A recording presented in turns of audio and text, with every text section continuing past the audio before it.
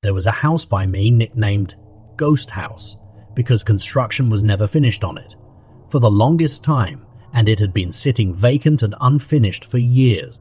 It was on an already kind of sketchy block with a lot of houses that appeared to be either vacant or the owners of the houses just don't care about their properties because there's a lot of overgrown grass and weeds, my friends. Jenny, Luca, Kylie and I were bored just driving around town late. One night we got some fast food. Then Luca floated the idea of checking out the ghost house, like actually checking it out. Going inside, the girls were on board, and so, of course, so was I too. Then we parked a few houses down this street, only had one street light. The rest of it was dark and a lot of the houses didn't have any lights on. So it really was a dark and kind of creepy block-like. I said the neighboring houses seemed abandoned too, even though they weren't due to cars being in some of the driveways. We were all sure to be extra quiet, getting out of the car and walking over to the ghost house. Seeing this unfinished 2-story house in the dead of night gave off eerie vibes for sure. Next up, we had to figure out a way in.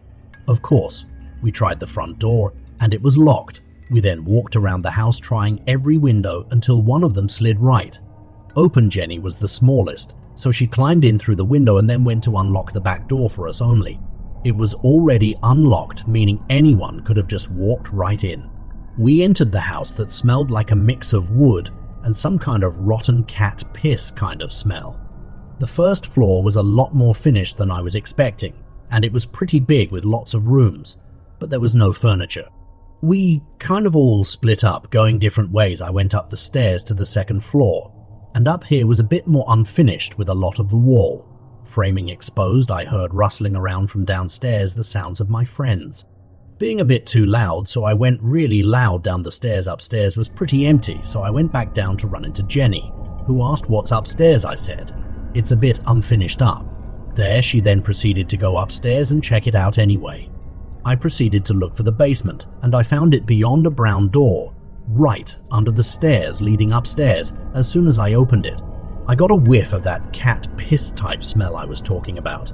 I started walking down the steps, and as I got to the bottom, I could see the basement looked a little more decrepit than the rest of the house. The concrete floor was stained with some brownish, rusty-looking material. My first instinct was to think paint, but the color could also match blood. I looked around the mostly empty space and found in one corner a small wooden chair and a little table with a book on it. It was the Holy Bible.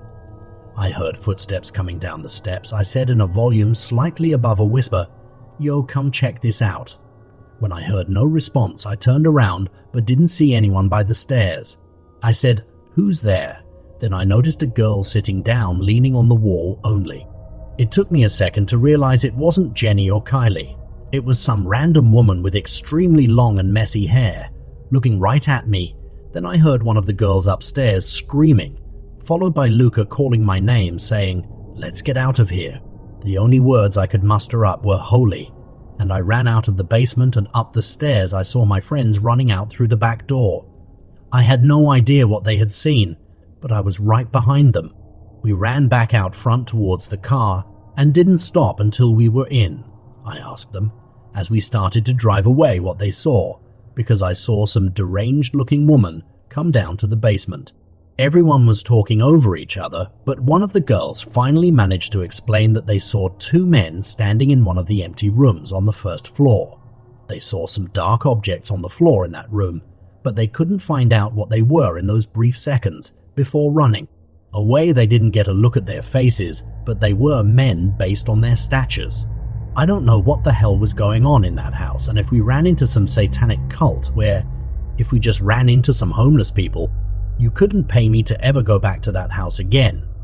I don't live in that town or state anymore, so I don't know what became of that house, but based on the most recent Google Maps picture from 2019, it still wasn't ever finished.